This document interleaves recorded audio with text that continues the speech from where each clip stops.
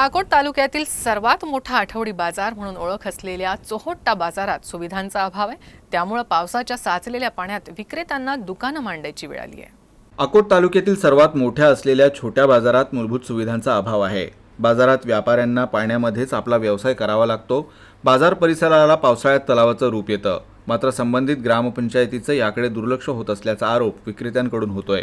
आठवडी बाजाराचे लाखो रुपये उत्पन्न असून उपाययोजना मात्र शून्य आहे। दुकानदारांकडून स्थानिक प्रशासनाला दुकान लावण्यासाठी 40 ते 80 रुपयांची पावती सुद्धा देण्यात येते, मात्र या तुलनेत कुठल्याच सुविधा देण्यात येत नाहीत असा आरोप व्यापाऱ्यांनी केला आहे।